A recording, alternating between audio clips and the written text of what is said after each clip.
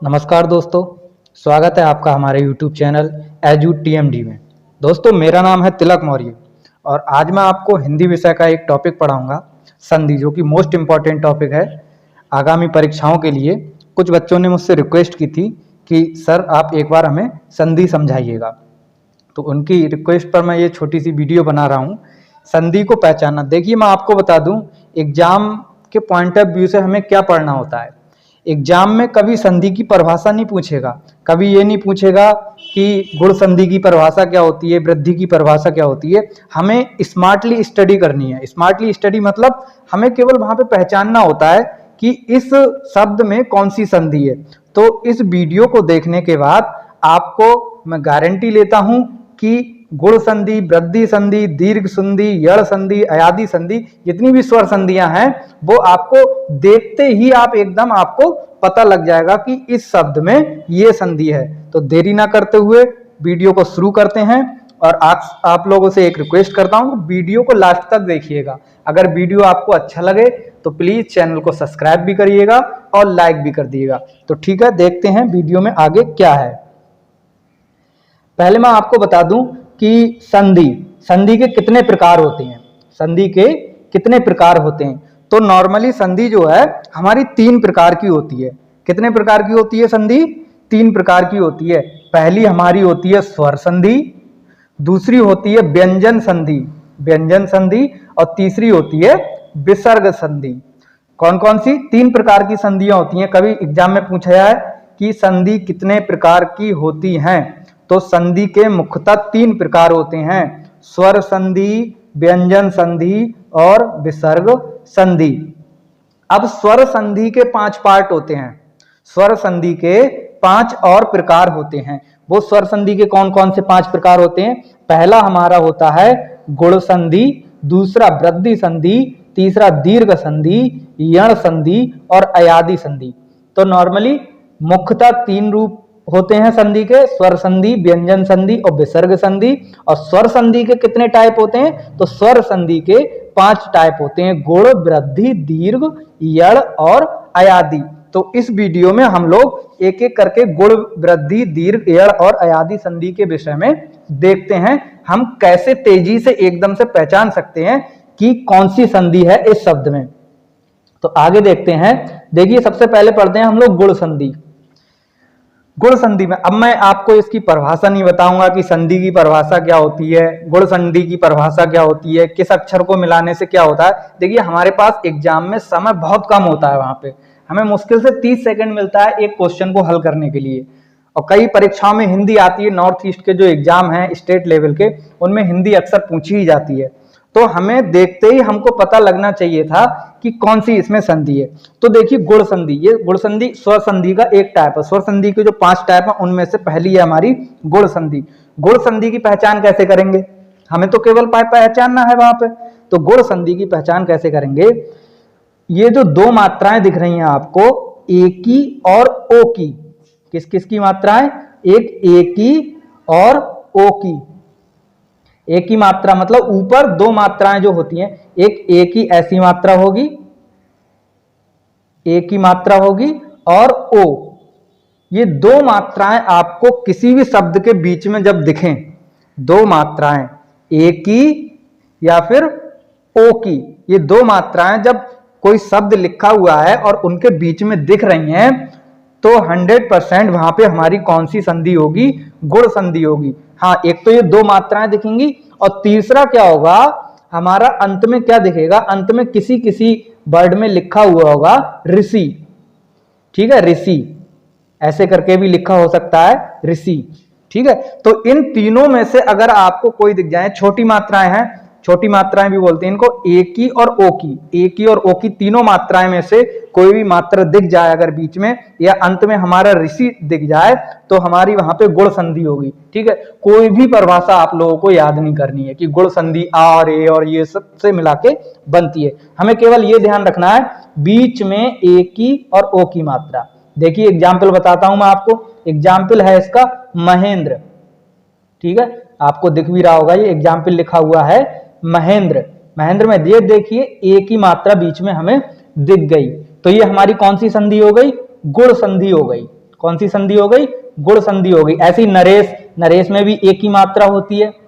महोदय, महोदय, अब देखिए आपको इसमें ओ की मात्रा दिख गई है, तो ये महोदय, महोदय में भी हमारी गुण संधि होगी। ऐसी मैंने आपको बताया था ऋषि दिखेगा तो इसका हो गया महर्षि, महर्षि, महर्षि में अंत में क्या आ रहा है हमारा? ये आ रहा है, तो ये हमारी गुण संधि होगी। ठीक है, अगली संधि है हमारी वृद्धि संधि। वृद्धि संधि की क्या पहचान है? वेरी इजी है।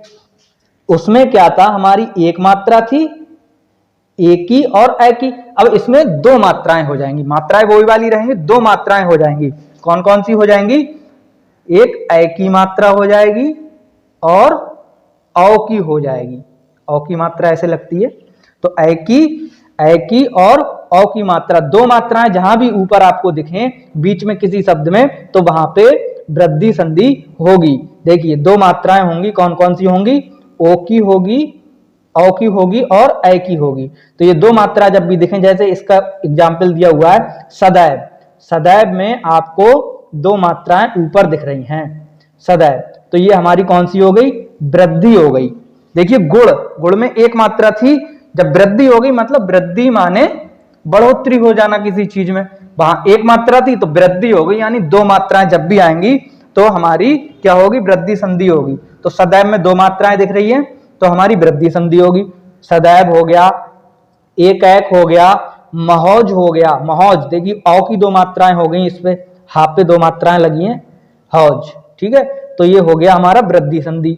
औषधि में देखिए दो मात्राएं दिख रही हैं, औरत में दो मात्राएं दिख रही हैं, तो ये सब हमारे वृद्धि संधि के उदाहरण हैं। अगली संधि देखते हैं, अगली आती है दीर्घ। दीर्घ माने दोस्तों क्या होता है? हिंदी का शब्द है ये दीर्घ। दीर्घ माने होता है बड़ा, दीर्घ माने बड़ा, यानी जब भी हमें बीच में कहीं भी बड़ी मात्राएं दिखें, इन दोनों को छोड़कर, कौन सी मात्राओं को छोड़कर? ये ए और ओ वाली मात्राओं को छोड़कर, किसको? ए और ओ जो ऊपर मात्राएं लगती हैं इनको छोड़कर, और अ वाली को और ए वाली को, इन सब मात्राओं को छोड़कर बड़ी कोई भी मात्रा दिखे हमें बीच में, तो वो क्या होगी? हमारी दीर्घ संधि होगी। जैसे कि बड़ी मात्रा में हमारा ये आता है बड़ा आ, बड़ा आ में हम ये डंडा खींचते हैं, बड़ी ई की मात्रा हो सकती है, बड़े ऊ की मात्रा हो सकती है, और रिर भी हो सकता है, कभी कभी रिर भी हो सकता है। बस इतना याद रखनी है हमें, बड़ी मात्रा होंगी किनको? इन मात्राओं को छोड़कर, ये ए और ए औ वाली मात्राओं को छोड़कर। जब भी बड़ी मात्राएं दिखें, बड़ी मतलब दीर्घ, दीर्घ माने बड़ा, बड़ी मात्राएं दिखें बीच में कहीं दिखेंगी मात्राएं, तो हमारी कौन सी संधि होगी? दीर्घ संधि होगी। अब इसके उदाहरण देख लीजिए, जैसे कि नदीस, नदीस में क्या है? दा पे बड़ी ई की मात्रा लगी हुई है। ठीक है, गिरीश, बीच में देखना है हमें, रीस मतलब रा पे बड़ी ई की मात्रा लगी हुई है। विद्यालय, ध्या पे क्या है? बड़े आ का डंडा लगा हुआ है, ये भी तो बड़ी मात्रा गिनी जाएगी। भानुदय, भानुदय मतलब बीच में देखिए ना पे बड़े ऊ की मात्रा लगी हुई है। परीक्षा, तो रा पे बड़ी ई की मात्रा लगी हुई है। विद्यार्थी, ध्या मतलब धा पे आ का डंडा, बड़ा आ का डंडा लगा हुआ है। रामाधार, सब बड़े आ की मात्रा है। तो ये सब उदाहरण है हमारे दीर्घ मतलब बड़ी। तो बहुत जल्दी से पहचान सकते हैं, नदीस, गिरीश, विद्यालय, भानुदय, बड़ी मात्राएं बीच में दिख रही हैं, तो ये हमारी दीर्घ संधि होगी। चौथी संधि हम लोग देखते हैं, चौथी हमारी आती है यड़ संधि। यड़ संधि, यड़ संधि को कैसे याद रखना है, कैसे पहचानना है कि कौन से शब्द में यड़ संधि है? तो देखिए तीन आपको क्या करना है, तीन आपको वर्ण याद करने हैं, एक या, रा और वा, या, रा और वा। अगर क्या होता है, ये शब्द कहीं लिखे हैं या, रा और बा, और इनसे पहले कोई आधा अक्षर लिखा हुआ है, या, रा, बा से पहले कोई भी आधा अक्षर आ जाए, तो वहां पे हम टिक कर देंगे देखते ही कि ये कौन सी संधि होगी? यड़ संधि होगी। उदाहरण मैं आपको समझा दूं, देखिए उदाहरण के लिए अभ्यास, आ आधा भा या आ गया, अब देखिए या और सा, अभ्यास। और इसमें क्या है? ये या है, या से पहले हमारा आधा भा आ गया। कोई भी या, रा और बा, इन तीनों के पहले अगर आधा अक्षर है तो वहां हमारी यड़ संधि आप डेफिनेटली लगा सकते हैं। तो इसके उदाहरण है, देखिए अभ्यास, या से पहले क्या है, आधा भा है। स्वागतम, देखिए वा, स्वागतम ये आधा सा है, ठीक है, किससे पहले, वा से पहले। इन तीनों में से किसी ना किसी से पहले आधा अक्षर हो गया। अभ्यारण, इत्यादि, इत आधा ता, या से पहले है, देखिए आधा ता, ठीक है। तो या, रा और बा, इन तीनों से पहले कभी भी आधा अक्षर आ जाए तो क्या होगी, यड़ संधि होगी। आपको ऐसे याद रखना है, जैसे कि इसके उदाहरण दिए, अभ्यास, स्वागतम, अभ्यारण इत्यादि, प्रत्येक, अभ्युक्त। अब आता है आखिरी संधि है हमारी, अयादि संधि। अयादि संधि में क्या करना है, हमें ऐसे याद रखना है कि मोस्टली क्या होगा, देखने में 3 अक्षरों का शब्द हमें दिखेगा, 3 वर्णों का शब्द दिखेगा, और तीनों वर्णों में जो हमारा या और वा होता है ना, वो हमें बीच में कहीं ना कहीं देखने को मिलेगा। बीच में क्या देखने को मिलेगा, या और वा देखने को मिलेगा, ठीक है। इससे हम पहचान सकते हैं कि ये हमारी अयादि संधि है। अगर इसी या और बा से आधे अक्षर कहीं देखने को मिल जाए तो कौन सी हो जाएगी, यड़ हो जाएगी। और केवल यही अक्षर देखने को मिल रहे हैं, आधा अक्षर नहीं है उससे पहले, तो वो हमारी अयादि संधि होगी। इसके उदाहरण देख लीजिए आप एक बार। इसके उदाहरण है नयन, ठीक है, या है देखिए बीच में, शयन या बीच में आ रहा है, पावक वा बीच में आ रहा है, नई का या आ गया बीच में, नाविक में वा बीच में आ गया, भवन में वा बीच में आ गया, पवित्र में वा बीच में आ गया, भावुक में वा बीच में आ गया, ठीक है। तो इस तरह से हम लोग पहचान सकते हैं। तो इस तरह से हम देखते ही तुरंत संधियां पहचान लेते हैं। अब लास्ट में एक बार मैं आपको कुछ संधियों के उदाहरण दे देता हूं फास्ट से, ताकि आपको रिवीजन हो जाए इस चीज का। उदाहरण देख लेते हैं एक बार रिवीजन करने के लिए। देखिए पहली मैंने आपने बताई, गुण संधि बताई। गुण संधि में क्या होगा, 2 मात्राएं, एक मात्रा होगी ऊपर एक मात्रा, एक की और औ की। इसके उदाहरण क्या हो गया, और अंत में ऋषि भी हो सकता है, ठीक है। तो नरेंद्र देखिए एक मात्रा, सुरेंद्र एक मात्रा, पुष्पेंद्र एक मात्रा, सोमेश एक मात्रा, कमलेश एक मात्रा ऊपर, रमेंद्र एक मात्रा, महेंद्र एक मात्रा, यथेष्ट है, राजेंद्र है, और वीरोचित, ठीक है, ओ की एक मात्रा है वीरोचित में। मनोविज्ञान, मानवोचित, परोपकार, हितोपदेश, देखिए ओ की एक मात्रा है। नवोड़, ओ की एक मात्रा है। गंगोदक, महोत्सव, देवर्षि, देखिए ऋषि आ गया अंत में, राजर्षि आदि आ गया, ठीक है। दूसरी क्या बताई थी, वृद्धि संधि। वृद्धि में मतलब वृद्धि हो जाएगी मात्राओं की, कौन सी, ऊपर वाली 2 मात्राएं 2 हो जाएंगी, ठीक है। पहले उसमें गुण में 1 थी, वृद्धि में 2 हो जाएंगी। इसमें देखिए उदाहरण देख लीजिए, एक ऐक, लोकैक 2 मात्राएं हैं, मतैव ऊपर 2 मात्राएं, सदैव 2 मात्राएं ऊपर, तथैव ऊपर 2 मात्राएं, रमेश्वर 2 मात्राएं, बनौषधि औ की मात्राएं आ गई 2, दंतौष्ट, महोज, महोदार्य आदि, ठीक है। ये सब हमारे वृद्धि के उदाहरण। दीर्घ माने बताया था मैंने, दीर्घ माने होता है बड़ा, बड़े ऊ की, बड़े आ की, बड़ी ई की, ऐसी मात्राएं दिखेंगी तो हमारी दीर्घ संधि होगी। उदाहरण देख लेते हैं। धर्मार्थ, देखिए आकाडंडा लगा है बीच में।